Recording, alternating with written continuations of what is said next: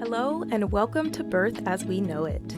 I am your podcast host, Kiona Nessenbaum. I have experienced birth as a doula, a student midwife, and as a mother of 3 amazing children with my husband and high school sweetheart by my side. After attending over 130 births, including my own, I've realized that each birth experience is truly unique. So make sure you subscribe and join me every week as we are guided through many different birth experiences through the lens of the storyteller. Please be aware that some of the stories can be triggering to hear, so feel free to pause, take a breath, and come back and listen whenever you're ready. With that said, let's prep ourselves to dive deep and get detailed about what really happens in the birth space. As a reminder, this podcast is intended for educational purposes only and has no intention of giving or replacing any medical advice. All advice that is given on the podcast is from the personal experiences of the storytellers. All medical or health-related questions should be directed to your licensed provider. Before we dive into the episode, I just want to give you a little bit of a heads up on the audio. Something was going on with Bree's mic, but it did not sound the way that it does in this recording in real time. So I didn't realize that the audio was not clear, but please bear with me throughout this episode because her story is super important and I really, really want to get her stories out there and share them with you. I also want to ask you to please listen to this episode with the intention of sharing it with someone. Sharing an episode is one of the best ways to grow the Baki community. So, let's go ahead and listen, but don't forget to share it when you hear something that pulls on your heartstrings. All right, let's get into the episode. Hello, everybody, and welcome back to the Birth as We Know It podcast. Today, I am excited to have on Bree Music, who is currently studying at the Midwife's College of Utah, and she is in her 3rd year of midwifery school. And she is also a mother of 6. So welcome, Bree. I'm excited to have you on and talk about your stories. Hey, I'm excited to be here. Yeah, so let's go ahead and dive in by starting off with you telling us a little bit about yourself and who's in your family. All right, so I'm Bree. I don't have a lot of time for any other hobbies other than parenthood and midwifery school right now, but I love to read and do a little bit of doula work when I've got the time for it. I got interested in birth work when I was like 12, and my mom, I told her I wanted to be an obstetrician, and she told me, you don't like to get your hands dirty. I'm not sure this is the job for you, and I can't really picture you as a surgeon. And I later realized that there was other options after one of my high school friends gave birth at home and made it part of her senior project. So there was photos and she had like a blow up kiddie pool in her living room. And I was like, oh my gosh, this is a thing. I want to do that. I actually went to my first birth. It was a hospital birth when my oldest sister gave birth to my nephew. I was 14, she was 17. And I spent this whole time in the hospital watching this baby come into the world, and I got to cut his cord, and I was like, this is super cool. I don't know what my mom was talking about. This isn't disgusting at all. So I knew that was when I really wanted to go ahead and do something. I think that is super awesome, and I think it's really cool how you had a seed planted deeper when you were in high school by a friend. How cool of it to make that their senior project, and how cool of it for her to have a home birth at that young age. Yeah, it really helped put me on that path. So when I left high school and I started looking into midwifery school, I didn't realize that there were a lot of options for midwifery school. So I just kind of hopped on the internet, such as it was back at that time, and was like, oh, Bastyr is a thing. And I was like, ooh, that's expensive. I'm poor. I'm going to go ahead and go over to Pierce and do some prerequisites, get some of the stuff knocked out, and kind of set myself on the path for success. And I'm going to go be a midwife. But I settled down super young. And I actually got pregnant with my first when I was 19 on purpose. I was like, this seems like something I could do, simultaneously. It is not. It turns out I had hyperemesis. And so all I actually did was vomit 24/7. So I kind of put midwifery on hold. And when I got pregnant with my first, I was like, okay, well, I'm going to go ahead and I'm going to have a home birth. That is not how it played out, but it was definitely the goal I had in mind. I think that's really cool. I am one of your comrades, I guess, in settling down very young. I also had my first at 19, and it adds an extra layer of potential challenges when going into midwifery school. So yeah, I want to go ahead and dive into how your first pregnancy and birth experience was, because you did mention you had hyperemesis, which is extremely uncomfortable, challenging, and all the things. So let's get into it. Yes. So she is going to be 17 in just a few weeks. So it's been a while. But first couple weeks of pregnancy were normal. Like I was just like, okay, this is going to be fine. I'm going to live this normal lifestyle. And by week 8, that was wildly untrue. And it never occurred to me that I was throwing up more than the normal person. I just assumed, I was like, oh, it's morning sickness. Everybody must wake up and then throw up and then walk to the bathroom and then throw up and then try to come get breakfast and then throw up. And so it was just this constant barrage of sickness. And it was like that the whole time. I just basically lived off of fruit and things that I could easily throw back up that didn't taste too bad, that didn't irritate my throat. I didn't gain any weight until the very, very end of my pregnancy, which you think means 9 months, but it was 6. And so I had barely just started to show when I went into labor for my first. I didn't see the same midwives that I see now. I'm not going to say who I did see because I don't want to be like, oh, they missed this thing. But nobody was like, hey, so you throw up a lot more than is normal, right? Like this early stage of pregnancy, people don't do a lot of visits. And I didn't know to be like, hey, I'm super miserable. Is that normal? I just assumed that because people complained about morning sickness, that my morning sickness was the level of morning sickness that people had. And so I just kind of rolled with it. I did call them when I lost my mucus plug at 26 weeks. And I was like, hey, so this doesn't seem like it's normal, right? Like that seems bizarre. And they asked some follow-up questions and were like, is it bloody? No? Okay, well, we see you next week. So we'll see you next week. But they did not see me next week because it was Valentine's Day. My water just broke. I had been sick all morning. I lived next door to my parents. I walked over to my mom's house and was waiting for her to get off work and was like, I'm going to go take a nap. And so I was laying in my mom's bed waiting for her to get home from work. And I woke up because I had this weird sensation and I couldn't put my finger on it. And I can't even explain what it was that I felt, but I felt it. And I hopped out of the bed and bolted across the hallway to the bathroom. And my water just broke everywhere. And I was 27 weeks pregnant. So I just sort of stood there like a moron and wrapped a towel around my waist and went and called her on the phone and was like, hey, Mom, my water broke. And she goes, well, call 911. Why are you calling me? Yeah, oh gosh, I can't even imagine what was going through your head, because with it being your first kiddo, all of the unknowns are just there. And so you're like, oh, okay, me throwing up this much is completely normal. I've heard about morning sickness. And then putting trust into your providers to be like, hey, I heard about this mucus plug thing and I think that this is what it is. And they're like, don't worry, you're early. We'll see you next week. Especially with it being your first, how do you know when the red flags or sirens are going off, So I can't even imagine what that felt like, because I'm sure you also assumed that you had a lot more time left. Yeah. How did that early arrival of your babe impact your surroundings? Meaning did you have everything you needed for them? Was she in the NICU for a while with being that early? So we didn't have anything. I thought I had months to prepare.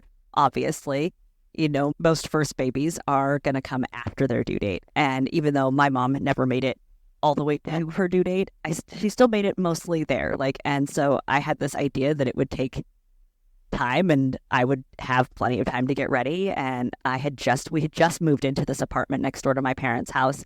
And so we had barely enough stuff for us. I'm pretty sure the only thing in my freezer was ice cream. And so my water broke and I got a nice, fun ride in an ambulance to the hospital. Thankfully, the EMTs, I lived in Sumner at the time, and the EMTs were like, hey, so we're not going to take you over to Good Sam because they're not prepared for this. So we're just going to get permission to take you not to the nearest hospital And don't worry, I have 6 kids of my own. This is going to be fine. And so, like, I wish I'd had the thought in my mind to be like, who is this guy? I want to, tell him thank you later because this is scary. But I was, in it, right? So It wasn't one of those things I thought to ask at the time. But I got to spend 4 days in the antenatal unit there at the hospital. It does not look the same anymore. I've been back since, but I got to live in the hospital for a few days. We got to have betamethasone shots for her lungs, and they tried to stop my labor. So I've also had the joyous experience of magnesium sulfate. It turns out if they don't tell you ahead of time, like, hey, so by the way, don't drink water. This is going to make you feel hot. It's going to make you feel disgusting. You're going to feel thirsty. And nobody was like, hey, so you're on IV fluids, don't drink. So then I'm like drinking water, and I ended up with like a mild case of pulmonary edema because nobody told me not to drink any water. And then they took it from me eventually, where they're like, oh my God, I can't believe they didn't tell you when they admitted you not to drink this water. But I managed to stop my contractions for like 4 days, and they came back on that 4th day in the morning. And I was like, how long do I stay here? Like completely ruptured membranes, which is not what I said. Like, remember, this is 19-year-old me. How long do I stay here with my water broken? And I'm starting to have contractions again. Like, do we just do this forever? And they said, yeah, honestly, as long as you can possibly stay pregnant is as long as we will let you stay pregnant. That's really all there is to it. And I wish that there had been more education that got into it. They just kind of come in and out. They went in and out. I didn't have my midwives that I was using because I had to go to a hospital that was like outside of their system. And so they had to release my care. So I'm just seeing the on-call doctor, whoever's there. I'm just seeing the nurses who are there. And because I'm in a long-term area, nobody's sitting in here and like really educating me about what's happening. Like the heads up I got was like, hey, babies this early tend to need to be resuscitated. So like if she's born and she doesn't cry, try not to freak out. We're on it. And like that's the information I got. So I wasn't really sure what was going to be happening. And all I had was faith that I was in the right place and that we were going to be getting the care that we would need to get. So it never really occurred to me like that 90% survival rate would have been us being the 10%. Like 10% sounds high if like it's risk of death. Like if I was going to go outside and they're like, hey, if you step outside, there's like a 10% risk you die. I'm not walking out that door. But when you're saying, hey, there's a 90% chance your baby lives, you're like, okay, I'm going to lean on that. And so I don't feel like I was even really as scared as I think I should have been, simply because I was just like blissfully ignorant. And I'm really thankful for that, because it means that I had nothing but hope for the best possible outcome. So I had a contraction started again that morning, and I just kind of like let it be and rolled with it. Everybody was doing their own thing. By that evening, my mom had like gone home to sleep. My first husband was running a comic book store, so he was like never with me because he had to be in control of that thing. So he was gone. And he'd just gotten back to the hospital and like climbed in there, laid into the little chair, was going to go to sleep. And it's like 11 at night and I'm feeling uncomfortable. But because I only see the nurses when they come in every few hours, I'm just kind of dealing with it, watching MTV or something. And I've read every book that everybody's brought me at this point. It's been days. And so I'm on my hands and knees to sort of relieve this discomfort that I'm having. And the nurse comes in and is like, are you uncomfortable? And I was like, yeah. She's like, are you feeling a pressure? And I was like, yeah, kind of. Yeah, that's what I would describe it. Like, it doesn't hurt, but I feel like a pressure. And I just thought if I got on my hands and knees, like it would go away maybe. And she was like, I'm going to get the doctor and I need you to lay back down on your back because we need to check you. Because nobody at this point has ever described to me what birth is like. Like I've seen people have babies, but I've seen people have full-term babies, and only like 2 people at this point. I'm a 19-year-old. I'm the first of my friends to have kids. I've got 1 nephew, and I have several younger siblings, and I wasn't there for most of their births. So I don't know that pressure is the normal feeling that you would expect as baby is descending through the birth canal, because nobody has talked to me about this. The childbirth education class I was going to take at the birthing inn doesn't start for like 7 more weeks. So like I'm completely in the dark. So she runs off to get the on-call doctor. They come back and they check me, and the doctor looks at me and says, you may still have some cervix left, but I can't tell because it would be behind your baby's head. And so they're like, we're going to roll you from this room over to the birth room and you're going to have a baby now. And I told them, I said, well, can I wait for my mom? So like, they had to wake up my first husband and he's calling my mother because I was like, you call my mom. And they're rolling me down to the birth room and they're asking me like, I guess they must have asked me like, can the students watch? And I must have said yes, because after the fact, I was like, hey, so there were like 25 extra people in this room. Like, who were they? And they're like, oh, well, there's the NICU team and the students. And I was like, oh, just because apparently micropreemies are not the world's most common occurrence. They like to get people in there to see when they get a chance to see. And my mom, I guess, sped the should-be 30-minute drive to the hospital and arrived shortly after the birth of my daughter, who had, like, her cord was only, like, I don't know, 6 inches long. It was the shortest thing I'd ever seen, and her little placenta was very tiny. And I remember thinking it was tiny then, even though I'd only seen a couple in my life. I was like, this seems small. But she was born, and they, like, held her near, like, the vagina still because they were waiting. They were like, oh, we're just waiting for some cord slack. And I was like, okay. And she's making these little kitten crying mew sounds. So I'm just excited that my baby is alive. Like, I'm like, oh my God, she's crying. She sounds like a kitten. And they were telling me they're waiting for cord slack. And it just didn't come. And so after like 60 straight seconds of staring at me, they're like, I don't think we're getting any. I think we're just going to go ahead and cut the cord. And so back in a day of not delayed cord clamping, we accidentally got some. So that was nice in retrospect, right? And she was pulled away. She was intubated. I didn't actually see her for 2 hours. They took me up to postpartum to recover. And when they came in to fill out some paperwork stuff like 2 hours later, I was like, so when do I get to see my baby? And they told me, oh, we thought you would like to rest. And I'm like, no, I understand that at this point it's like 1 a.m, but like no one wants to rest before seeing their baby after giving birth.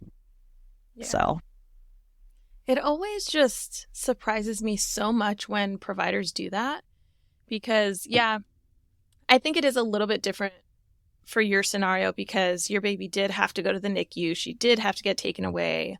But I'm always so surprised when people don't ask, hey, when do you want to see your baby? You know, like, your baby's ready now? Would you like to see her now? Because you just went through all of that for this invisible child until you have that visual of being able to see them and hopefully soon be able to touch them depending on how intense the situation is. But man, yeah, that's always so interesting to me. So I do have one question. You said that you were in the hospital for 4 days prior to giving birth. And your waters were ruptured. So did you do like amniocentesis while you were there? Like, were they continuously pumping water back into you, or were you just like in through your uterus, or were they just letting? So they didn't do the amnio infusion. They put me on IV fluids and were like, your body will still make some fluids for her. And so like I just laid there on like Chuck's pads, just like leaking fluid for 4 straight days. We did do antibiotics to prevent infection. Like at that point, they were like, hey, so we're leaving you here. Even if we did have a negative group B strep test or what have you, we would still do this just because if we're leaving your waters broken, you're at risk for chorioamnionitis, right? So we did do lots of antibiotics and lots of fluids. But I think just because of the risk of putting something into the vagina when you're going for like a long-term stay, it was probably a risk-benefit analysis they did kind of without my input. Because I'm just some 19-year-old girl who's like, do what you do, guys. Yeah, exactly. Oh, man. Yeah. And thank you for correcting me on that. It is amnio infusion. And that's an interesting call. And I do think that what you said makes sense for them to do like a risk and benefit determinant. Yeah. And it was gross membrane rupture. So you would think that there would be like a need for some additional fluid, but it seemed like it must have been fine. They did do an ultrasound on arrival. So we had a good idea of the size of the baby, and we had a good idea of fluid levels to see if there were still pockets of fluid up around her. And so I think it was just that it looked good enough. And she was a pretty good size 27-week baby at 2 pounds, 6 ounces. Nice. Yeah, that is a decent size for 27 weeks. I had a family member of mine who also had a preemie, a micro preemie babe, and their baby was under 2 pounds. So Yeah, and that's sort of the usual. Like a baby who hasn't hit 28 weeks yet is probably not going to be the biggest baby you've ever seen. And so she did end up staying about 70 days in the NICU. I was just about to lead into that. How did your NICU stay with her impact your bonding as well as like your feeding choices? So I had already decided that I was going to breastfeed my baby. It wasn't something that a lot of people in my family had done. All of my siblings were formula fed. I was formula fed. And so the first person I ever saw breastfeed was my older sister when she breastfed my nephew. And I was like, oh, yeah, no, that makes sense. But I hadn't considered it before that. So like I knew I was going to breastfeed. And this is back in the era of like mom forums. And so I was on a mommy forum and people had talked about their breastfeeding choices and how they were going to breastfeed. And I was like, I'm going to breastfeed. I'm going to breastfeed for 2 years. And they had somebody bring me a breast pump and we're like, okay, so here you go. This is your symphony. You have it the whole time your baby's in the hospital. Pump every 2 hours for 20 minutes, both sides. And there's a lactation group. You can come meet with other parents of preemies like once a week here if you need some support. And there you go. And nobody ever said that like this might be difficult or that I might not respond to the pump or any of that stuff. They just kind of handed it to me and said, there you go. You got this, kid. And I was like, okay, I got this. Like I was never worried that it wasn't going to happen. Like it never occurred to me that this would not be a thing that could just happen because why wouldn't it? Why wouldn't I be able to do this thing? I chose to do it. And so I pumped there at the bedside. There's a pumping room, or there was a pumping room in the NICU. This was before they were individualized rooms. So they were in big like wards of babies in little tiny plastic boxes. And there's like a pump room set up down the hall. But you could also pump at the bedside. And so I would pump at the bedside and I would cart that thing around. Like I'm 19, I have an active social life, and I'm carrying this gigantic like thing that weighs more than a bowling ball everywhere I go so that I can be on this strict pumping schedule so that I've got plenty of milk for this baby. I was pumping infinitely more than she needed way before she was able to eat. But I was not going to let her being early stop me from being able to breastfeed her until she was 2. And so I just breastfed. We breastfed there when we had moved up to the level 2 NICU. So once she was able to start taking feeds by mouth around 34 weeks, I was able to put her to the breast and she responded well enough. It's exhausting for little babies to start taking their feeds orally. And so we left the nasal tube in. So we started just breastfeeding. As soon as she stopped needing to be sedated quite so much, we switched over. I had to stay in a room there in the NICU from like 35 weeks to 37 weeks gestational age because she had switched over to being able to feed all the time. And as soon as she would pass the car seat test, she would be allowed to go home. The car seat test is this thing where they put your baby on the heart monitors and then set them in their car seat. And then they have to be able to sit in this car seat without having a bradycardia for twice as long as it takes to get home from the hospital. And she would make it almost all the way. And she did this for like 2 straight weeks before they sent us home with a car bed.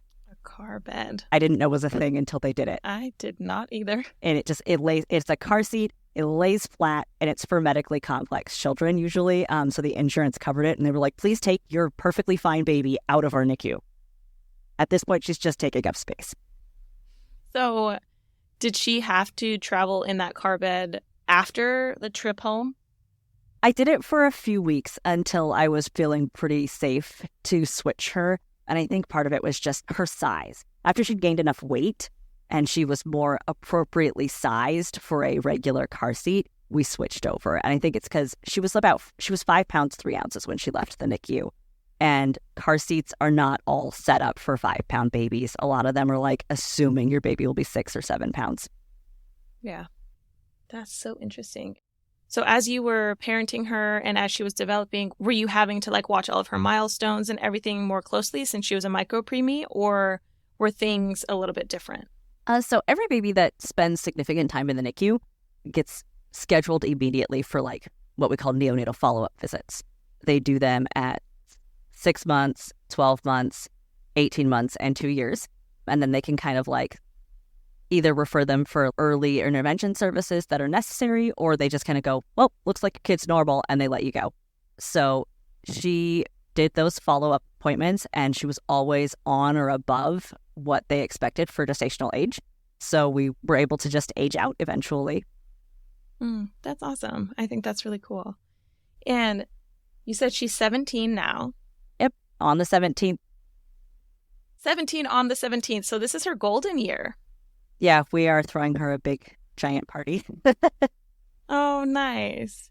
So how does it feel to see her at 17 and think about her birth story? It's crazy to me, like, all the time. She's almost normal sized. She's 5 feet tall. And it's just, it's insane to me. Like, and I think it's insane to her too. Like, I'm like, look at you as this tiny baby. Like, your skin is translucent. You don't have nipples. It's just like, please stop talking. And can I get them pierced? No. No. And so, like, it's really strange that I'm like, I grew you inside of me and you're like almost an adult. And she's like, ew, don't say that. I'm like, no, really, you're almost an adult. Like, you can drive and like go see a rated R movie by yourself. Like, it's really weird. Yeah. I'm looking forward to those days, but also like nervous. My daughter's 10 right now, and I just know that it's going to be an interesting thing to watch. And it's going to be hurtful as well as exciting and just like all the emotions at once. Oh, yeah, absolutely. I picked up my second child, who is 15, in March. I read one of those things where it's like, oh, the last time you picked up your child, I was like, you were like 5'6", come here. And I just picked him up. Yeah, because I wasn't going to let the last time be the last time because I didn't remember it. I was like, no, I have to remember it. So like I picked him up and then like wrote about it on Facebook. Nice. It's like, there, now I know. And my kids are like, please stop, Mom. Like, no, I have to pick you all up now. Oh, I love that. So speaking of your second, let's go ahead and lead into your thought process when you were conceiving him. Like, was he planned, knowing that you had this really long NICU stay with your first? How did that go, and how was your pregnancy? Yeah, so after that whole, like, NICU thing, I was like, I don't know if I could do that again, guys. Like, that was awful. I threw up for 6 straight months, and then we had 3 months in the NICU, and then got to do a more normal baby experience. And that was just, it was a lot. And then I tried to picture my oldest being, like, 6 and alone. And I was like, no, I don't like that. I don't want that to be the time that I'm like, guess I should have had another one, because you can't go back in time. And so I just sort of suddenly was like, hey, what if we had another baby? And he was like, yeah, okay, yeah, that seems fine. We can have another baby. Even though clearly I was horribly miserable. I don't know what possessed him to be like, yeah, this seems like a good idea. Let's have more children. But I explained it. I was like, I can't picture her being an only child. Like, I don't think I want that for her. And I'm like, and, honestly, I've read that it's like how quickly she was conceived was probably a fluke. Like, it'll probably take us a couple months. I've been on birth control for the last couple of months, and Depo takes some time to leave your system, et cetera, et cetera. So I'm like talking about like, it's going to take a while. We immediately got pregnant, like immediately. Didn't even have like a period. Like, I had no period between children. And so I had no idea that it was just going to happen, but it did. So they're only barely like 2 years apart. So you have her birthday, and then 2 weeks later you have his birthday. And although 2 weeks before that starts, so like next weekend, we have my third child's birthday. Tend to conceive around the same time, huh? No, that's the fun part, because 2 of them were early. Oh, that's right. So that's yeah, right. so we just kind of decided to have another one, and I was like, I hope this one's a boy, just because it would be nice. And most of my family was girls, not this generation. The next generation is not. But I was hoping that it would be a different experience as far as being able to try and go for that home birth. And so I got online and Googled home birth midwives near Sumner, and I found First Light Midwifery Care in Tacoma. I was like, I could make that drive. That seems fine. I'm going to go ahead and interview her and see if she'll take me, even though my first baby was early. And we talked about it. I remember sitting in her office. And now that I'm like old, I can picture how she must have been looking at me like as this barely 21-year-old thing, being like, I'm having my second baby. She's probably like, you're so tiny. Like, but because I do it, like I see some of my clients and I'm like, I remember being young. But like I interviewed her and I was like, hey, this is what happened. I don't know why. And we determined that because nothing happened bad with the birth itself, that there was no real reason not to give it a try. Right. And so she was like, you can see Dr. Jung and Dr. Baghdadi and talk to them, and we'll see what extra stuff we need to do to see what we can do to make sure that you're going to get to term. And then you can have that baby at home. Like, we'll see where this goes. And so I started going in there as well. And so I was kind of doubling up on appointments just to kind of watch things and to see what was happening. And they were like, there's really nothing we can do to tell you why your first baby was early while nothing is happening to you right now and while you're not pregnant with that first baby. And like, we weren't there. They're like, but we can kind of take a watch and see approach, or you can assume something is wrong. You can have a cerclage placed, and then that causes some damage to your cervix, and you'll need to have a cerclage placed for every subsequent baby. And I was like, well, that doesn't seem like a great idea. I'll do the watch and see approach. And so we started doing ultrasounds of my cervix to make sure that everything was looking good, looking normal. And I went in at 28 weeks for one of those cervical ultrasounds. And they were like, hey, so you're having some significant funneling. We need you to go from here to the hospital, which is a huge bummer when you have like an 18-month-old child at home. And so I went straight from that appointment and had to stay for a few days while they put me on magnesium. And they were hoping to get things to kind of close back up. And then I moved to home to finish off my bed rest in the comfort of my own home. Dr. Jung's thought was just that hospitals are for sick people, and I was more likely to pick up an infection or to have something go poorly if I was hanging around in a hospital versus if I was just hanging around in my bed. And so I got to spend the next 5 weeks on bed rest before labor started anyway. They sent me home with terbutaline, like in a pill form, but if you've never had terbutaline, which is a blood pressure medication, it makes you feel like you're snorting straight Starbucks coffee beans and or like, I don't know, probably cocaine. I've never done cocaine, but this is what I imagine it feels like. It's awful. It makes your heart race. And I was just like, I don't even know that I like this. And so I woke up with contractions at 33 weeks. And like the first one woke me up like literally at 6 a.m. And I was like, oh, that hurt. And then I had another one at 8 a.m. and I was like, oh, I was really hoping to make it to like 35 weeks. And, you know, then at 10, I had another one. And I was like, well, this is just the slow crawl of doom. And so by 10 o'clock that night, I had just sort of had to give in to the fact that I was clearly in now like labor. And I made my mom make me dinner before she was allowed to drive me to the hospital. Because I was like, they will not feed me, Mom. I can't go in there and not eat. And so we ate food and then went to the hospital, where I have to admit that I was just absolutely insufferable as a patient. I'm not a very good patient, but I was insufferable. And my mom's like, could you be nicer to the nurses? And I was like, could they be less stupid? Because we got there and they were like, well, what brings you in? And I was like, the labor. And they're like, well, are you sure? And I was like, well, it's my second one, so yes. What do you mean, am I sure? I am contracting. This is labor. That's why I'm here. And so they put me in a room and they were very dismissive. And so the more dismissive they were, the bigger a jerk I was back. And this probably slowed things down, I admit. But they didn't check me for a significant period of time. So that I'd been there for a few hours. I'm hanging out in this room waiting for them to get around to it. Somebody finally comes in and checks me and they're like, oh, well, we can't send you home. Like, we can't stop this and send you home because you're 4 centimeters, but you've got a bulging bag of waters. I was like, well, I might not have been if you'd checked me when I got here. And they just left the room. And my mom was like, stop being mean. And it was like, they have to stop being stupid. And like, I don't know. It wasn't a bad place to give birth. I was at St. Joe's this time. I made it past 32 weeks, so the doctor wanted me to be at St. Joe's. And they were actually really nice. Once I'd switched over to the area where you give birth, I was like, hey, so here's my birth preferences.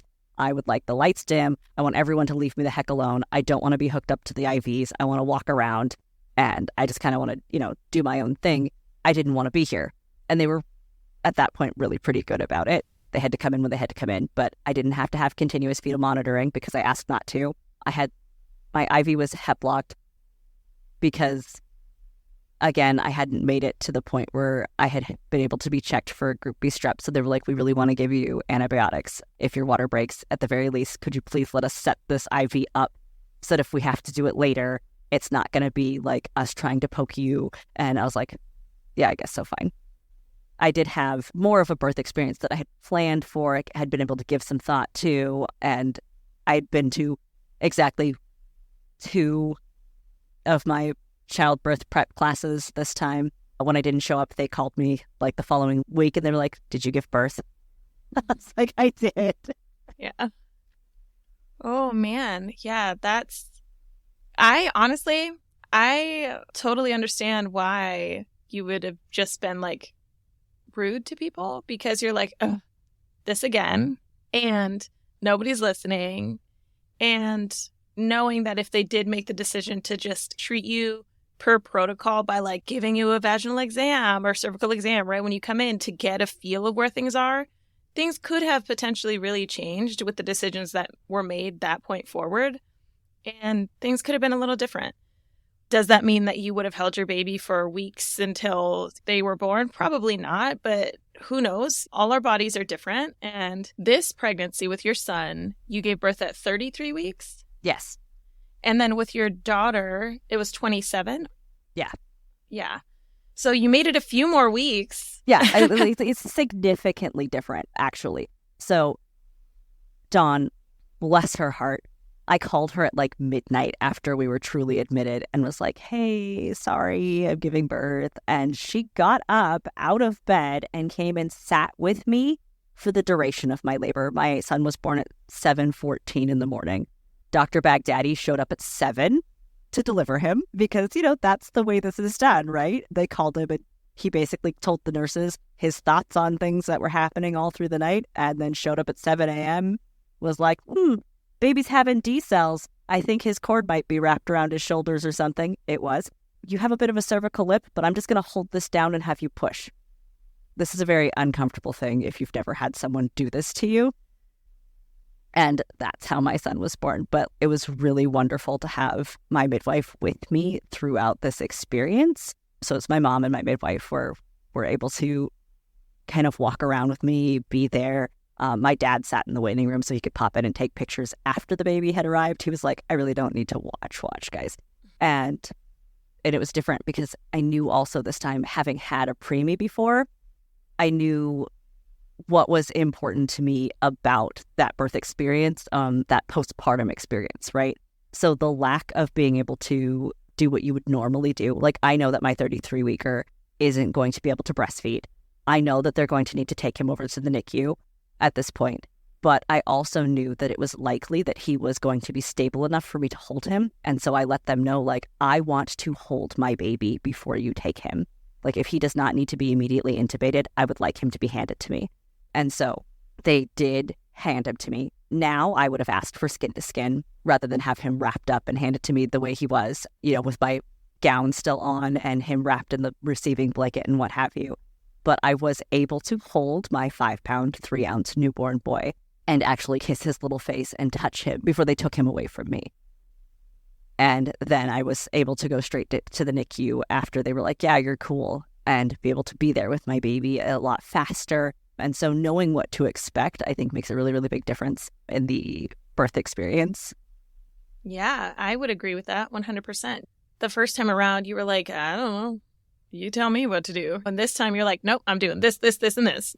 I think it's super awesome that your voice was heard more the second time and you felt like you had more agency and power to actually make some of the decisions and then stick to that and keep your foot down with some of those things.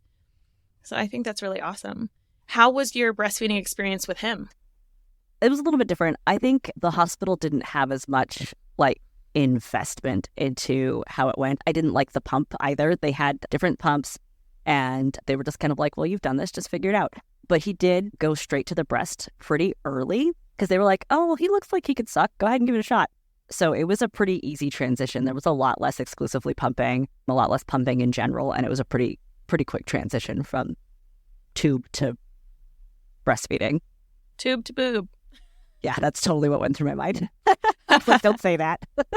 Yeah, no, that's awesome. I think that's really cool. And I bet that you having your first breastfeeding experience, especially with knowing that when you first started breastfeeding with your first child, you knew how exhaustive it was for them.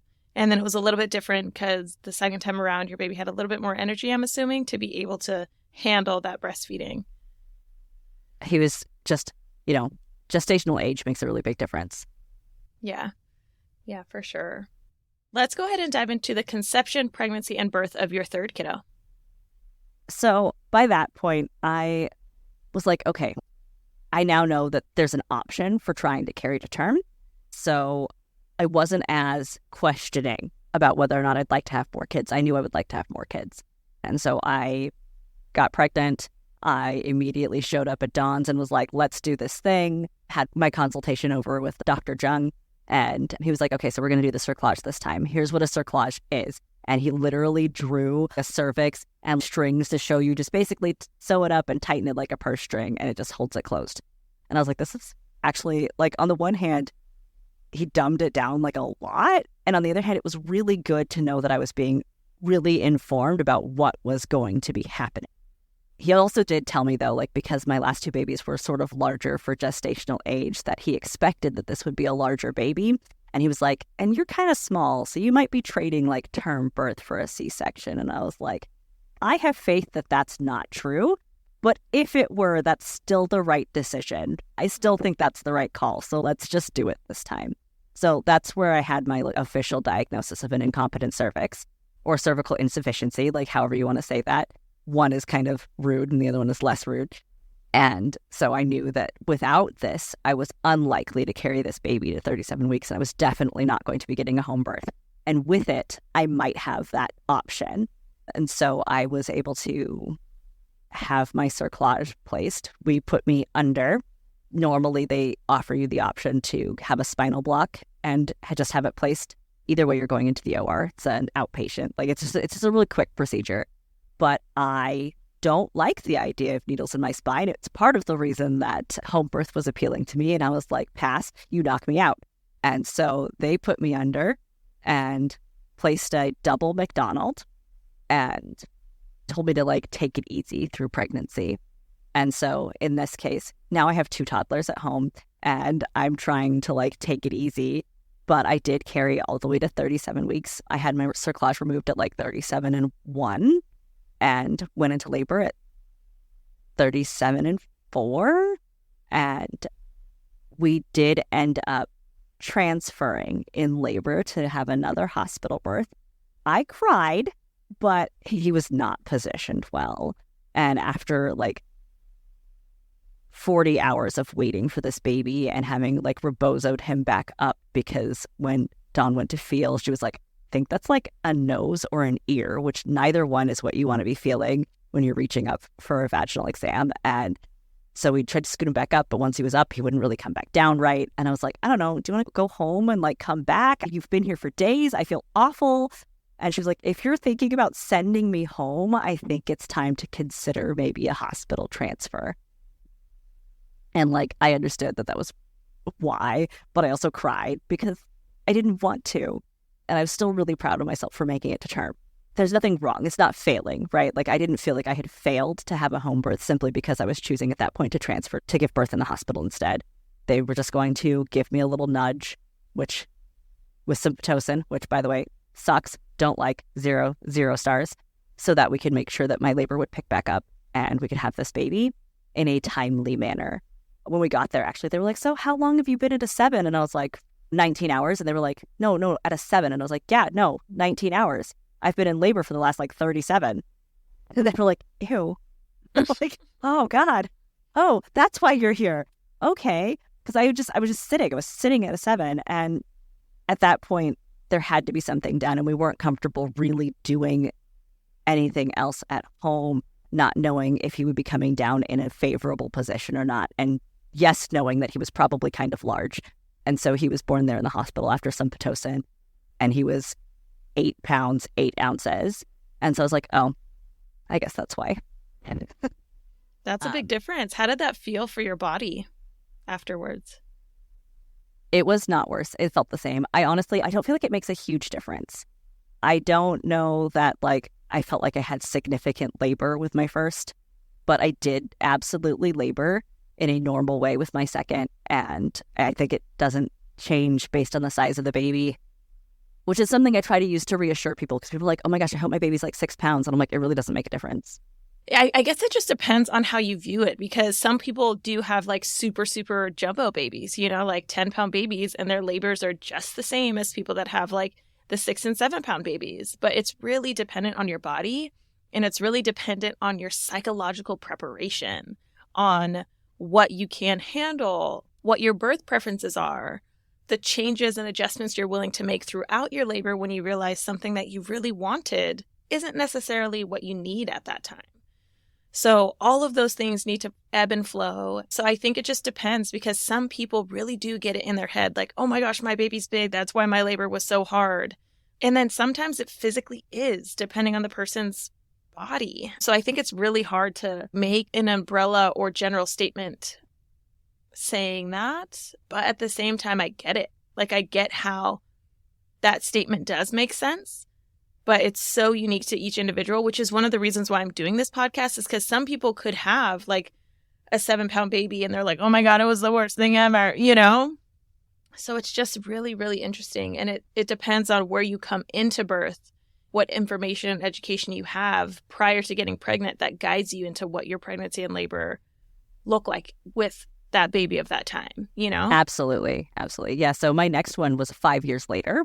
And I came into that with, I literally printed out and brought studies on birth after cerclage. And I was like, Dawn, listen, I think we may have had a scar tissue issue on why I stopped dilating. So here's my study that I found on massaging the cervix to break up scar tissue in labor.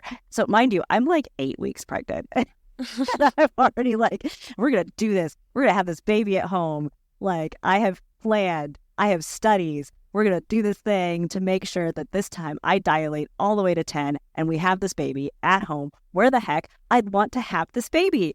And so obviously here I have a 4th baby, and we do the same. It's the same idea. The previous cerclage had been successful. At this point, Dr. Jung has retired. So I have Dr. Baghdadi, who had caught my 2nd baby. And I show up and I'm like, okay, I want to come in here. I want to get this cerclage. I want to have this baby at home. Let's go do this thing. And he places a single McDonald this time because he felt like the double was kind of excessive. It held fine. We had literally no trouble. And he's like, let's just go with the single.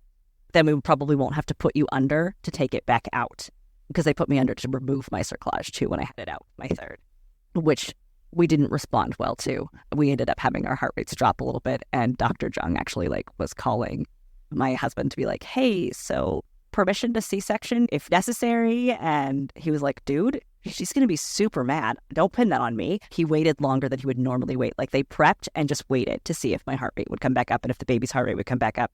And it did. And so that's why we weren't cut open there in the OR. I was like, dude, you are lucky, because I would have woke up so pissed. Yeah. So mad. But like, he did wait. So anyway, we get to baby 4 and go in, and I have my cerclage placed at like 15 weeks, which is a little late for a cerclage. I'd had my previous one at 13, but you just get a little range, right? And really uneventful pregnancy. I don't take it easy at all. I act completely normal. I raise my 3 kids. I do yard work. I build stacking rabbit cages. I milk goats and carry hay out to cows and whatever else. Like, I do normal stuff, and it's fine. And so we get to about 37 weeks, have my cerclage removed in office this time, as Emily likes to say, Dr. Baghdadi was a bit of a cowboy. He's like, yeah, take a couple ibuprofen before you get here, and we'll take it out in the office. Sarah will hold a light. And a few days later, I go into labor. I lose my mucus plug at 11:30 at night. And I'm like, cool, might have a baby soon. And I sleep through all of the latent phase.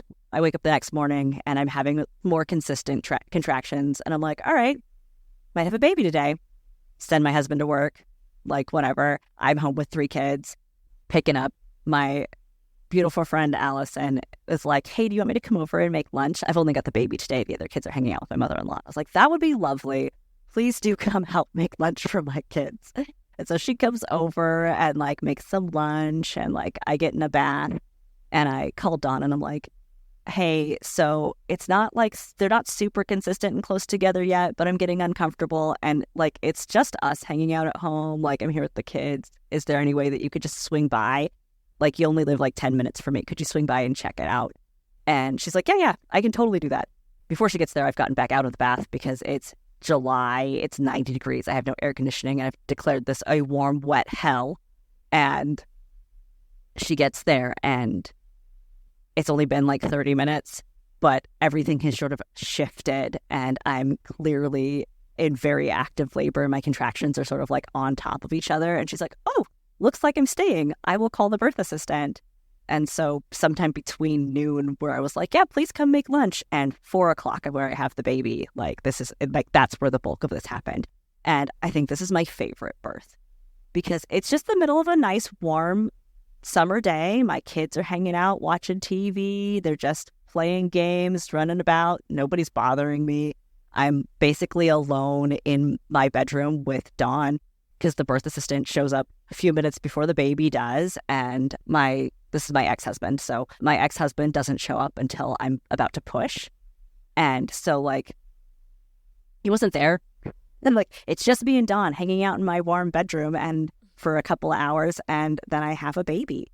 And she did do the cervical massage and ruptured my membranes at about 9 centimeters. I had a lot of fluid with this baby, like a lot of fluid. And so it just made it a little bit easier for him to come down and apply pressure to the cervix to melt the rest of that away so that we could just finish things up.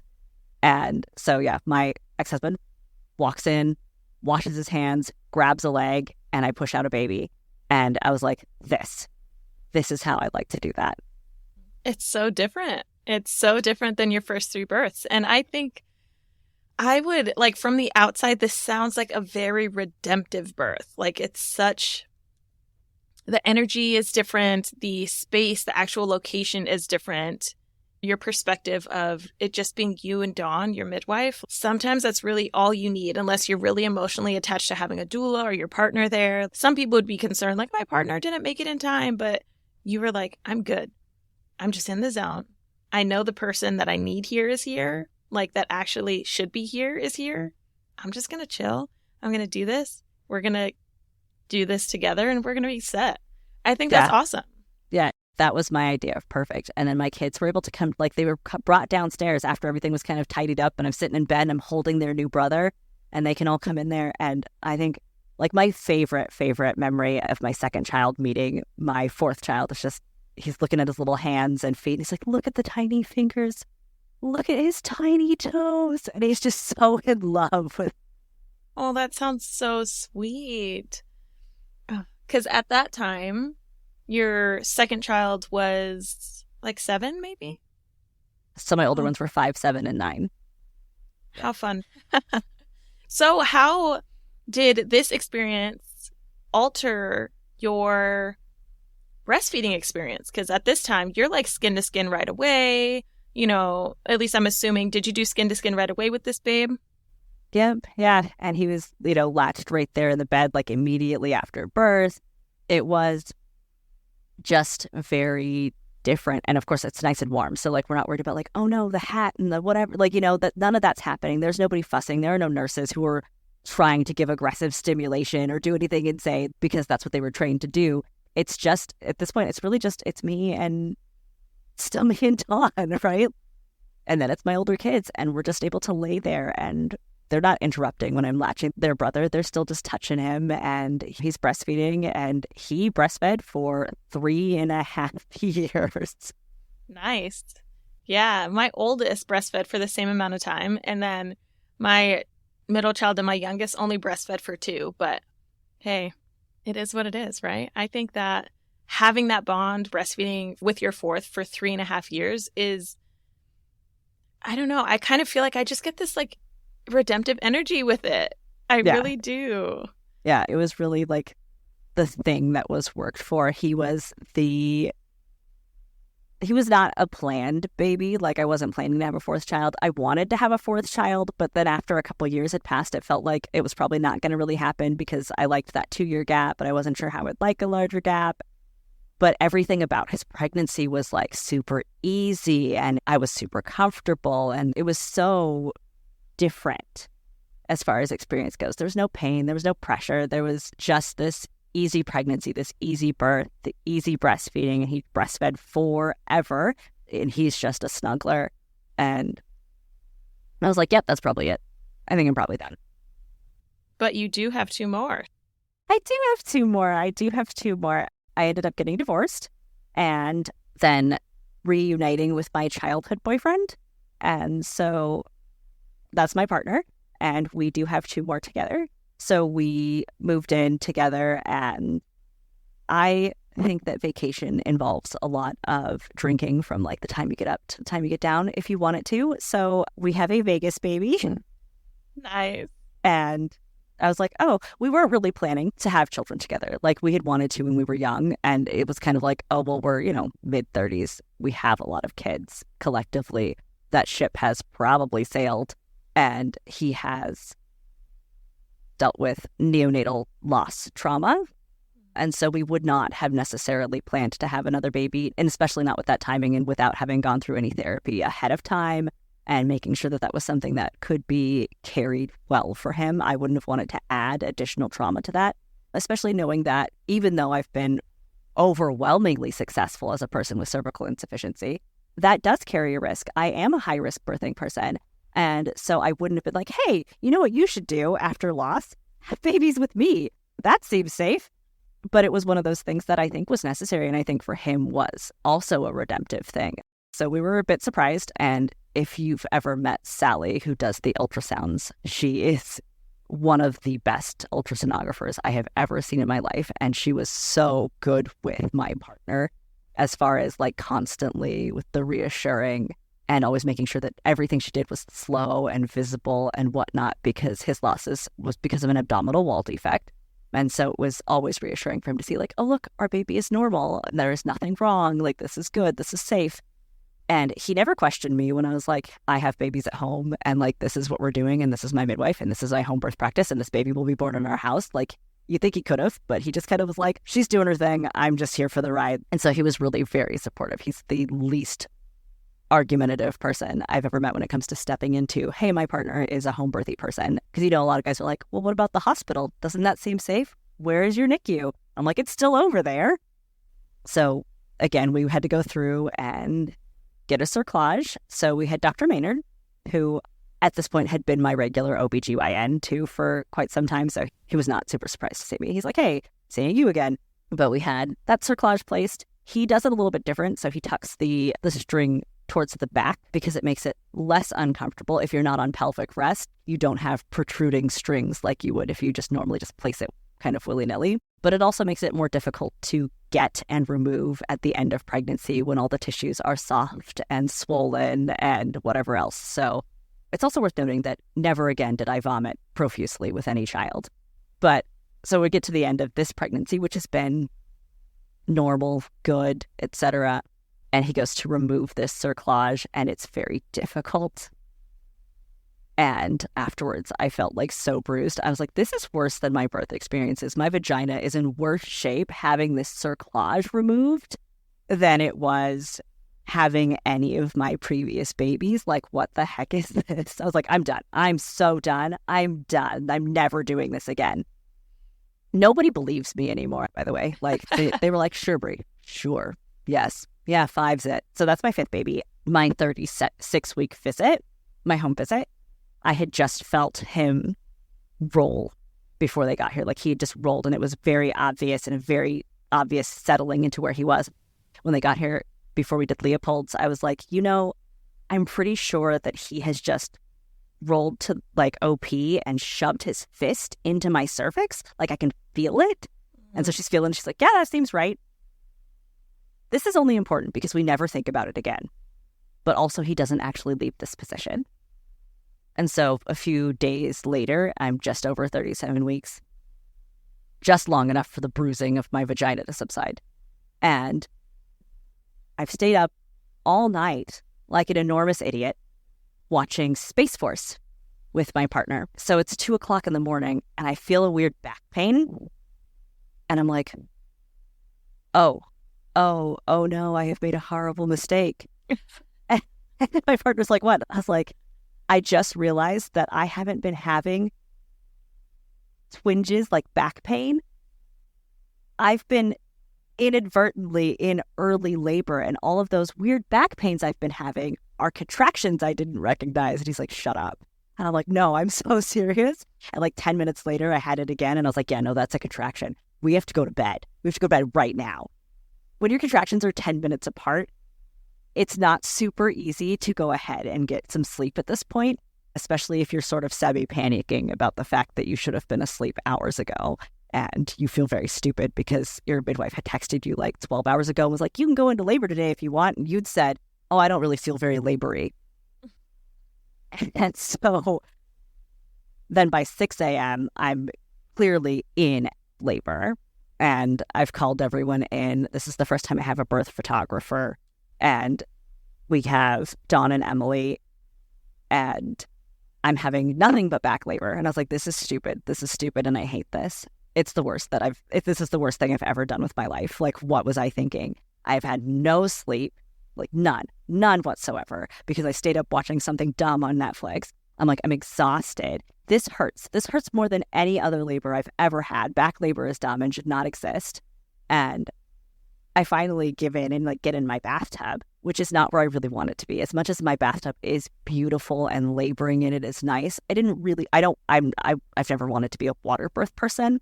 I was like, it gives me the ick, like stuff, which I know is irrational because like other people giving birth in the water, I will get up in that. Like I will reach in there to do fetal heart tones. I will do whatever. But for some reason, like I was like, ew, I'm not doing this thing. I'm wrong, by the way, because finally, as we're reaching the end of labor and the sun has come up, it's storming, by the way. We're having a terrible storm outside. There's lightning. It's dark. It's whatever. We're getting close to when I should be feeling pushy. And Dawn's like, do you want to get out of the tub now? And I was like, no, I don't want out of the tub. This is the only place where I don't feel like dying. I'm staying in the tub. And so she's like, okay, well then I have to warm up the water, because I hadn't let her warm up the water either.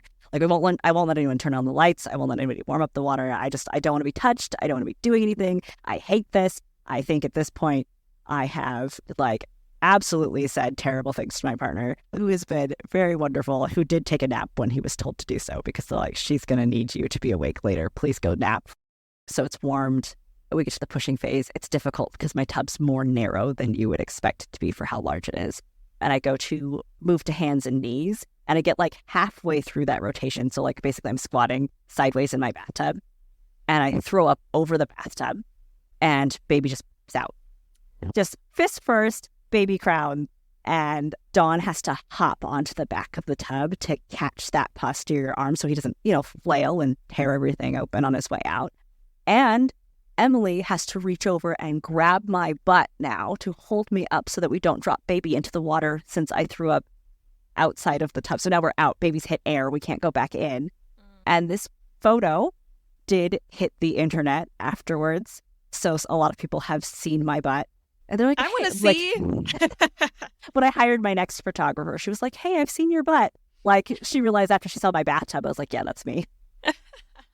But so she holds me up, and baby comes out like fist first, and Dawn's like bent over trying to catch him from the back of my tub. How I have my first semi-water birth. Oh my gosh. I don't know if you'll agree with this, but as a birth worker, sometimes I jokingly tell my clients, especially when they're feeling bad for throwing up a lot, or if they throw up and they're like, ugh, it sucks, like I hate it, like that hurts so bad. It just makes everything feel so much more intense. I tell my clients, you know what?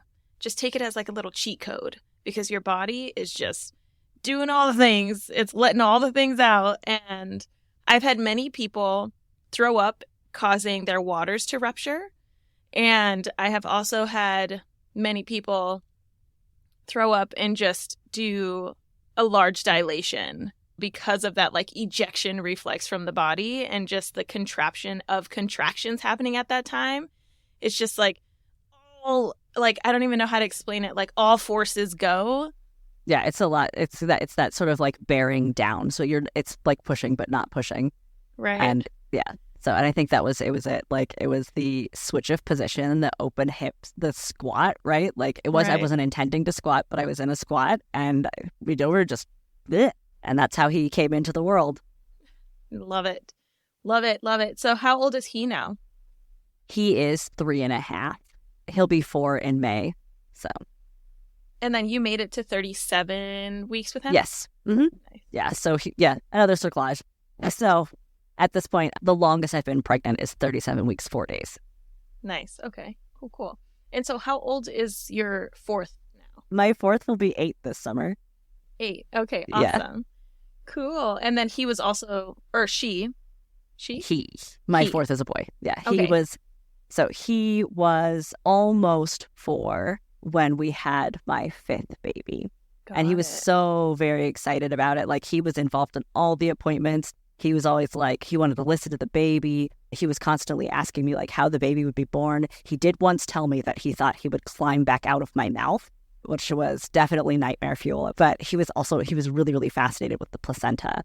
And so he would always talk about how the baby would get things to the placenta and the placenta. And so after we had the baby, we invited him in for the placenta tour and he got to see it. And he was like, oh God, that's not what I had in mind. So we have a wonderful picture of him seeing a placenta for the first time and just being clearly grossed out.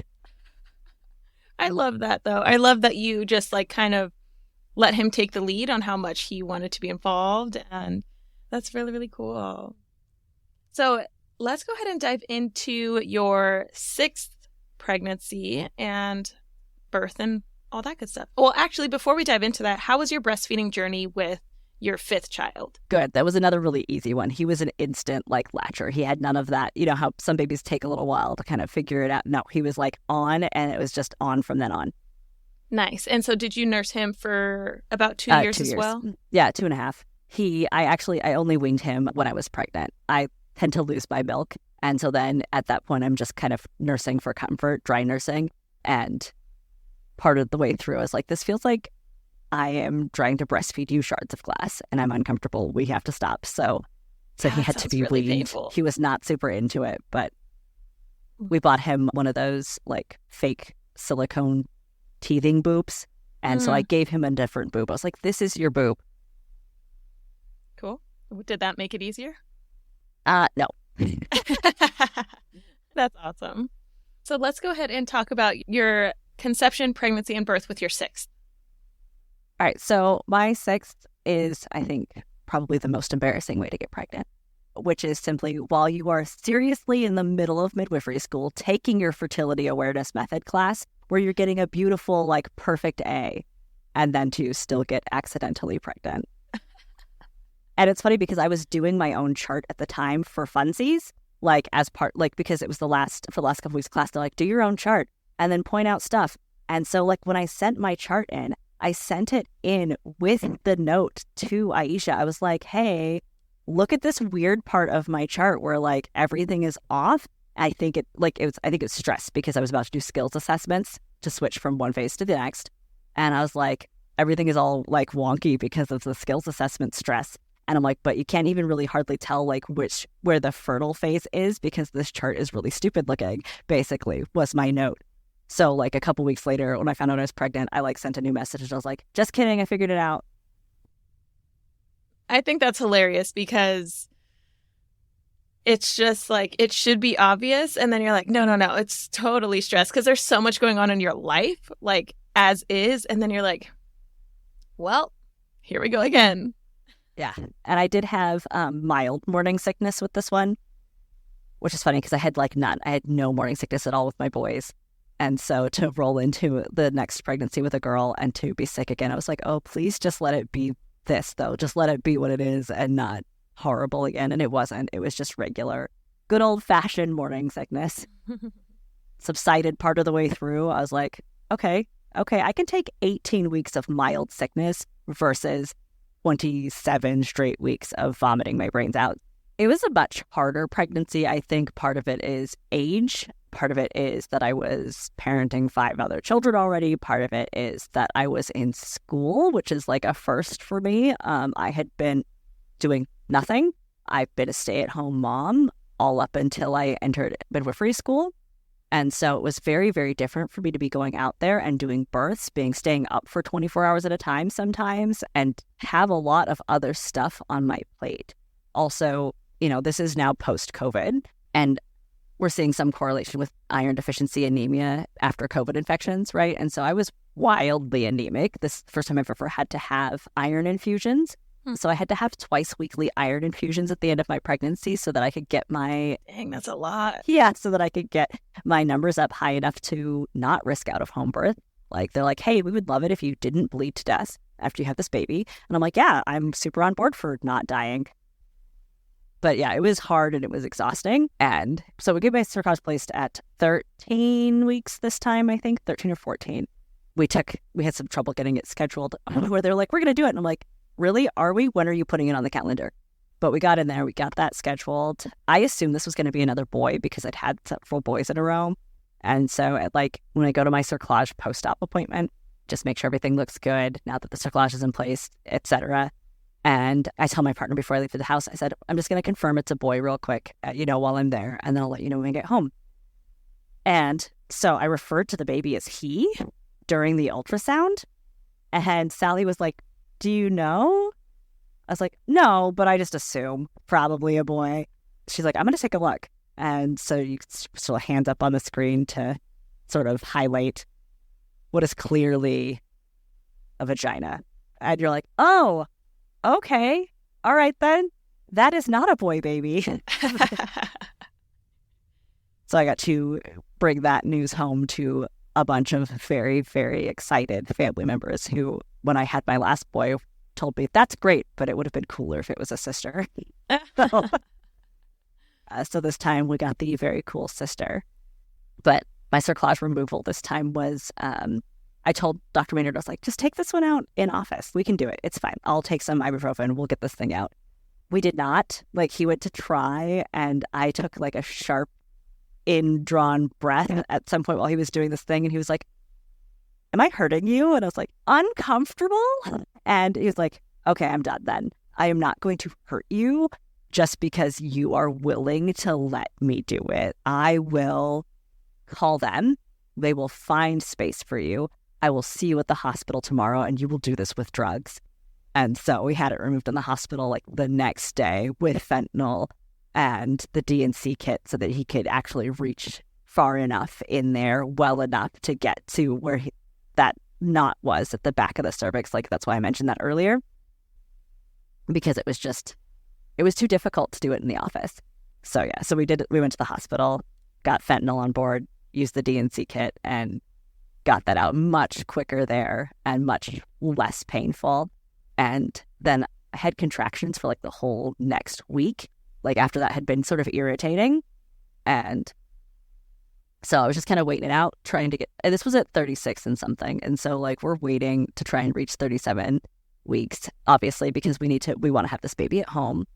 And I think Emily was a little bit nervous about it because it didn't seem like we were probably going to make it if I'm contracting and what have you. But I'm like, yeah, but it's not exciting contractions. They're not getting any closer. They're not getting any stronger. They just kind of exist. They're just there, and they're there all the time. So whatever.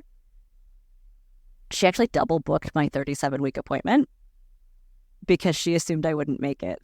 I kind of showed up and she's like, I have to text the other. I didn't think you'd be here. I honestly thought we would not have this appointment. That's funny. Yeah. So I took a photo outside. I was like, woohoo, a 37-week appointment. We're trying to make it to that 37-week mark so that we can have this baby at home. And it seems like my distance from cerclage removal to labor and birth had been shortening each baby. So it was like, oh, this feels risky. But that Wednesday morning, I was sitting in my class and it's almost over. So it's 9:30. And my water breaks. And I'm like, oh, okay. I haven't had my water break as the first thing that happens in labor since my first one. It's always in labor, and it's sometimes, with assistance. Generally, it's not my onset of labor. And so I was like, okay, cool. Guess we'll just wait for contractions to pick up or what have you. So I texted Dawn and Emily and Anne in our group chat. And I was like, hey guys, my water broke, but I haven't started like having regular contractions or anything. Like everything else is exactly the same. So I'll call you like when it's important, like when things pick up. But my fifth, he goes down to my mom's on Wednesdays to hang out so that I can do school.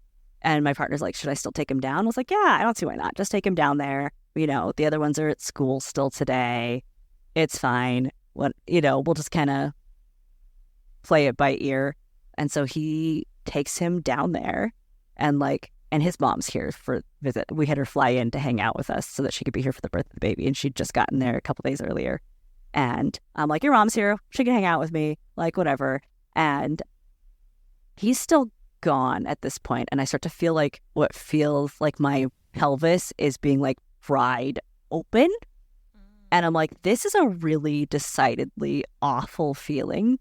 And it doesn't seem to be connected with anything else. I know that baby's LOA at this point because she hasn't really moved since Anne poked at her the day before and told me, yeah, your baby's in a wonderful position. This is great. And so I'm like, so it's not like something that I'm like, oh, I should change positions and we'll relieve this pressure. And so I call her and I'm just like, please troubleshoot this with me. Why does it feel like somebody is trying to break open my hips? And she's like, well, you're not having any contractions or anything. And I was like, no, it's the same as it was the whole time where I've been having them. But you can hear me. I'm literally talking to you through this. These don't feel like contractions. Maybe it's Braxton Hicks contractions. Like I understand that at this point my water's broken, so we can consider this labor, but it's not anything to write home about. But this hip pain is disgusting and I don't get it. And then while we're on the phone, a contraction hits and it's like serious and it's intense. And I'm like, oh, there's that. It doesn't explain the hip pain for me still, but like that's a contraction. That's like a real contraction. And during the duration of this phone call, I have a second one and we were on the phone maybe 10 minutes max. So like I have another one of those contractions and she's like, hey, Brie, it sounds like you're in transition. Like you went from, I don't think I'm in labor to like, this sounds like transition. She's like, I'm already texting Emily and putting my gravy in the fridge. And we are going to be there like as soon as we possibly can, I promise. So I'm going to hang up on you now because I have to get there. And I'm like, okay, that seems fine. At this point, like every time I have a contraction, I'm starting to like leak fluid. And I was like, okay, I think I might have to admit that like I'm in labor, labor, like suddenly very much in labor out of nowhere. And I'm glad that I texted for the birth tub this morning. Like as soon as my water broke, I was going to borrow one from Jenny at Prepare the Nest, who's a friend of mine. She was going to bring it down. And she asked me when I texted her, she's like, should I bring it down now so that we're not doing this in traffic patterns? Or do you want me to wait till you're in active labor? And I was like, oh, you might as well bring it down now.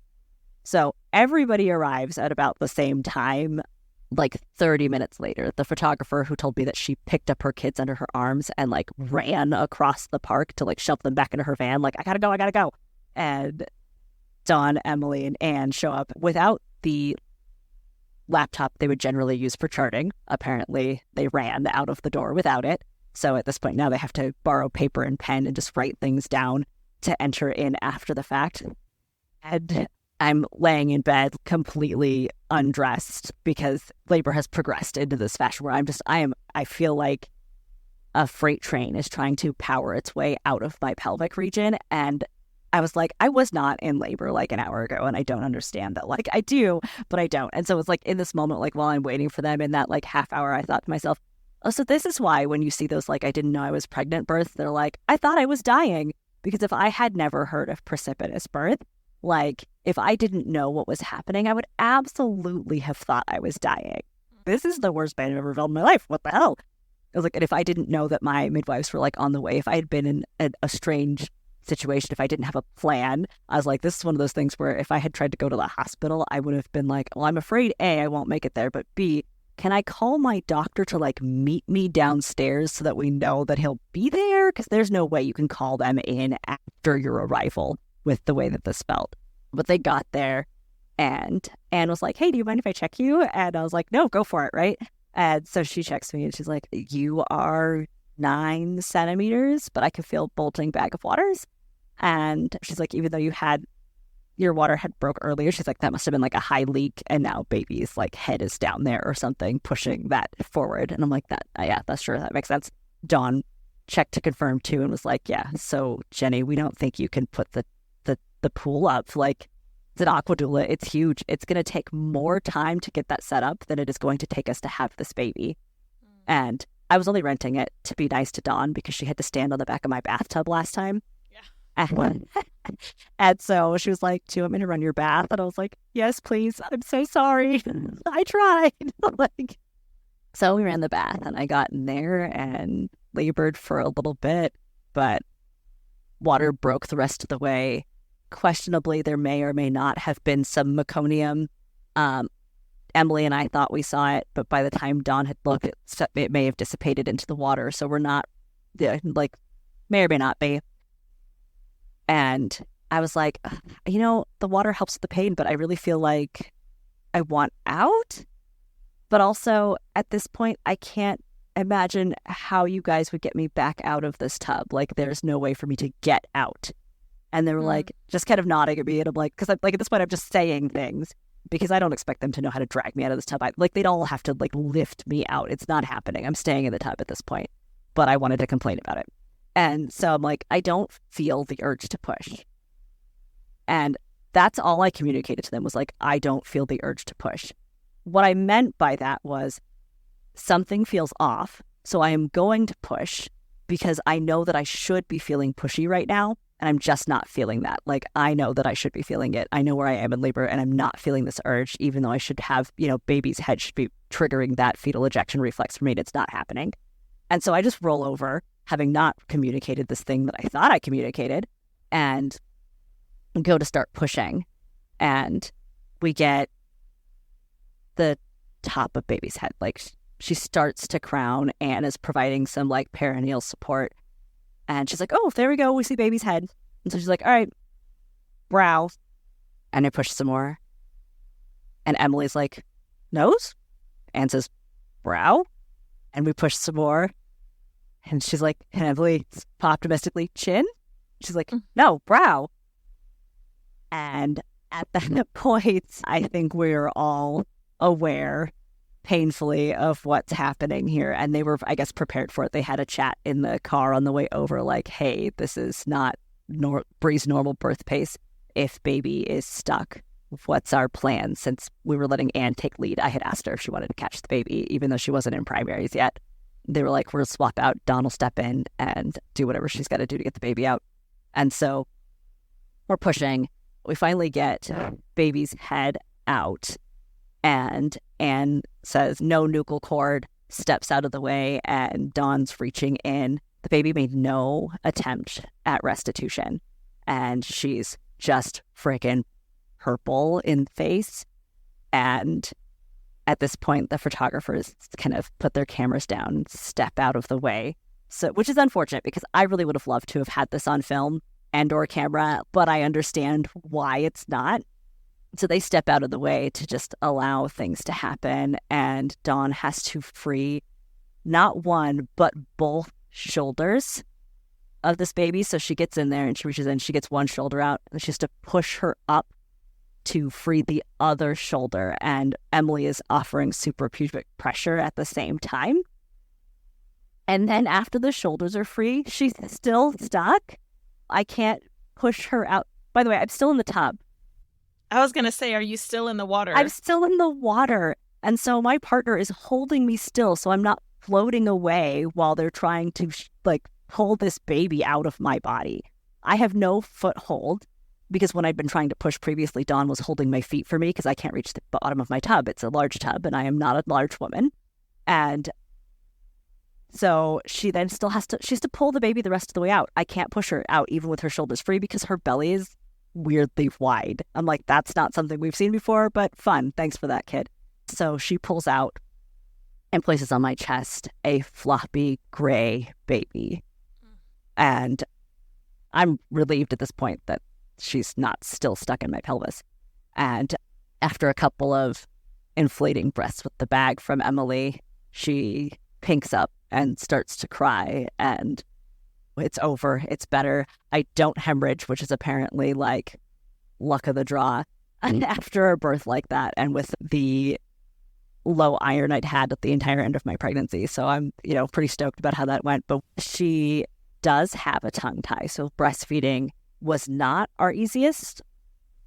And she did actually end up in the NICU a week later for severe jaundice. So she had a very sudden, very aggressive case of hyperbilirubinemia. She had numbers that were well beyond the transfusion threshold and spent a week in the NICU, which I think was a blessing for our breastfeeding journey because it meant that I had to pump, which gave my breast time to rest because of her really poor latch was causing me a lot of discomfort on my left side. But I had like a break and was able to get her back onto the breast, and she compensates for that. We didn't do the frenectomy.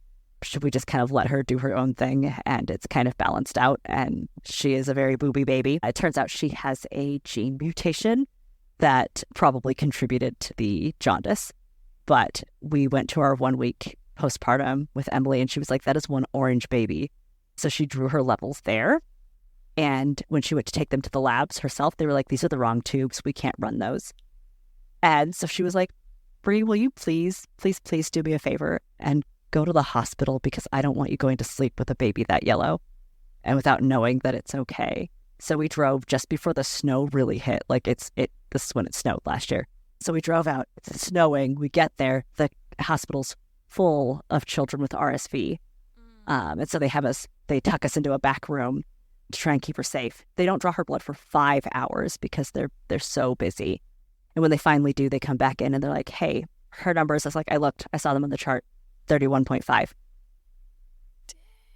And they were like, yeah, so have you heard of kernicterus? And I was like, yes, but I deliberately didn't tell my partner, so you might want to walk him through it. Because I didn't want to scare him. Like, this is where he lost his son, and this is where we're sitting here waiting for them to, tell us whether or not our baby will be okay.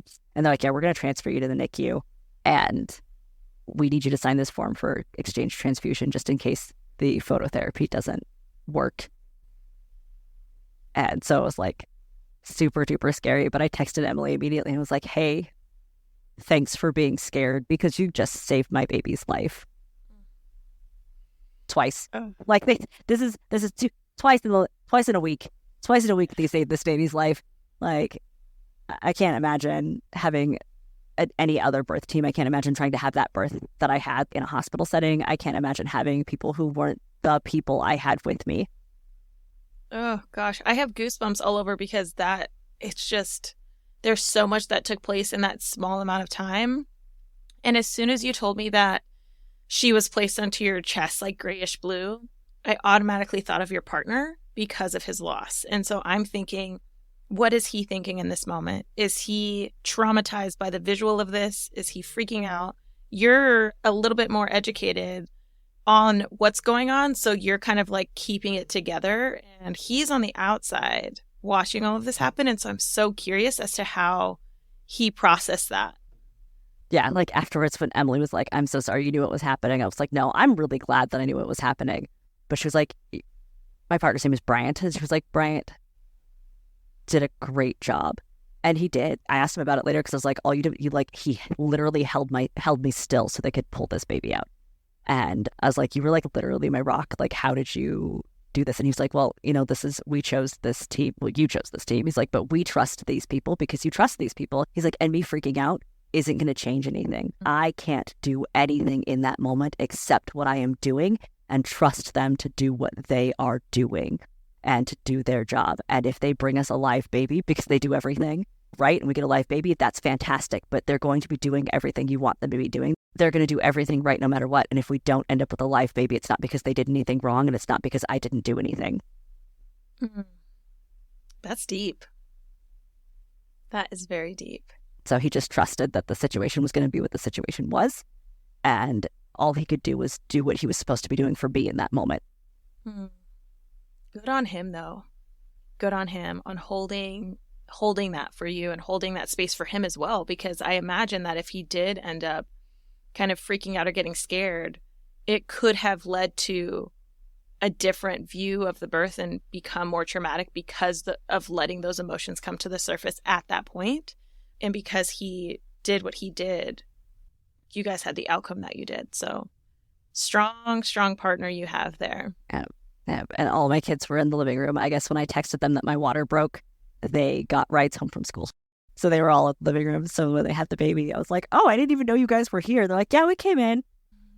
So they got to all come and meet the baby. And they got to see her, a bit purple from the bruising, but mostly pink. And so they hadn't interrupted. So they missed all the scary part and just kind of got to come in and meet their baby. And my favorite photo of my oldest daughter ever is her holding her baby sister for the first time. And she's just like crying. And I'm like, okay, totally worth it.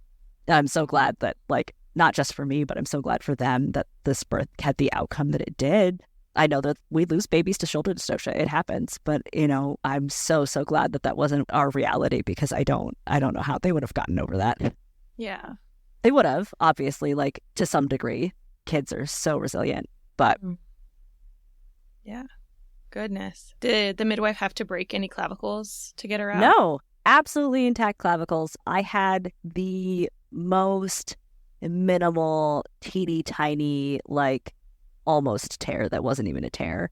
And, like, that was it. Wow. And how much did she weigh? 9 pounds, 4 ounces, making her my second largest baby. She's your second largest. Who's your first largest? My fifth. He's 9 pounds, 6 ounces. Oh, got it. Okay, we didn't touch on his weight. So, yeah, goodness. Smallest is 2 pounds, 6 ounces. Largest was 9 pounds, 6 ounces. Yeah. The ounces line up perfectly. So, yeah, that is a big range. And I am just so, so grateful and thankful that you shared your stories with me, because they're so different. Each and every single one of them is so different. And yes, there are similarities between, because you are the same human who has birthed these children, but they are so different. Your experience with your first and your last experience, there were similarities, which was kind of cool. Like how you just happen to have morning sickness again with your last one, and they're both girls, and it's kind of like they were closing the circle, solidifying and closing that circle. So I really love that.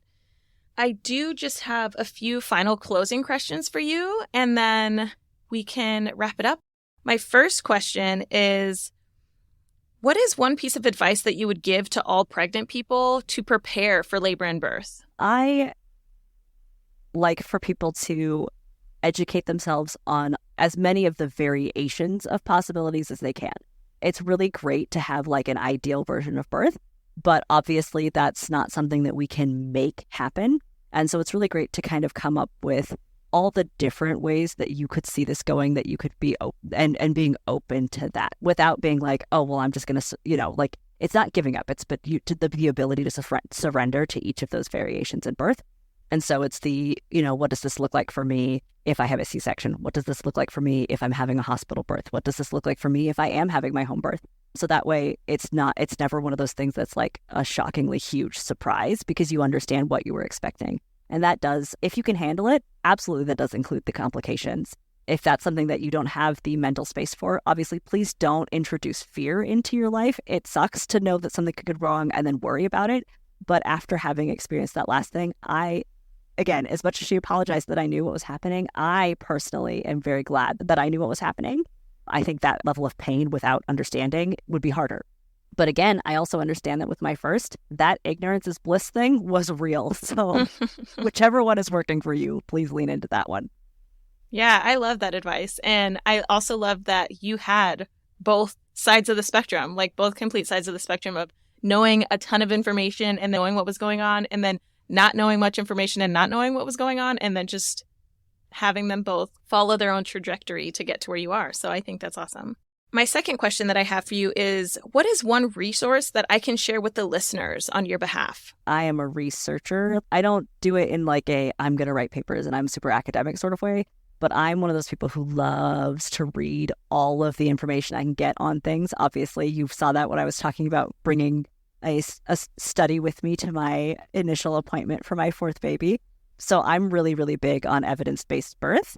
I'm recommending that website to people constantly because it just has so much in one spot so that you can kind of get that unbiased information. It's maybe not as much fun of a read as it is to read something like Spiritual Midwifery, which has that sort of feel of stories and that like homey warmth. So it just kind of depends. But I'm a really big fan of the evidence-based birth. Yeah, I also love evidence-based birth. And I think that it's a great resource for both people that are working in the field as well as people that are just birthing, like being interested in pregnancy at all or are pregnant themselves. I feel like it can really fit the wide spectrum of needs. So I love that resource. Thank you for sharing that. And my final question to you is, if you could describe your birth with one word, what would it be? Intense. We oftentimes feel like intense means bad, but we also think of intense as being something that could be good, right? Like there's a level of intensity that comes with being passionate about things. And so I feel like every single birth had intensity. There was intensity in healing. There was intensity in the things that went well, and there was intensity in the things that maybe went less well. I love that word because I also use the word intense a lot, especially when it comes to labor and birth, because instead of being like, oh my gosh, like this is so painful, it could be like, this feeling is so intense. And it really changes your perspective on how you look at that, because I feel like the word pain is associated with negativity. Yes. And when you use the word intense, it's more of like realizing, one, the power that your body has instead of it being painful in a way that's unbearable. Yeah, no, absolutely. I get it, because I've brought that in even before I had my 6, when I was like, yeah, no, I'm super duper done. I would be watching people give birth. I'm like, oh, you're so powerful, and I wish I was going to do this again. And they're like, what is wrong with you? And I was like, no, shut it. You don't understand. I love this, and I love this for you. I understand that, yes, it hurts, but there's something that's so different about hurt that is with purpose. Yeah, I agree 100%. Bree, thank you so much for sharing all of your stories with me. And I'm super excited and honored that you felt comfortable and willing to share them on this platform with me. I am sure many of my listeners, if not all of them, have learned something from your stories. And hey, you're going to be a midwife one day, and you are local to me. And so I'm excited to give you a high five one day and physically see you and to just talk all birthy things. So thank you so much for being on the podcast, and I am so appreciative. Thanks for having me. Yeah, of course, of course.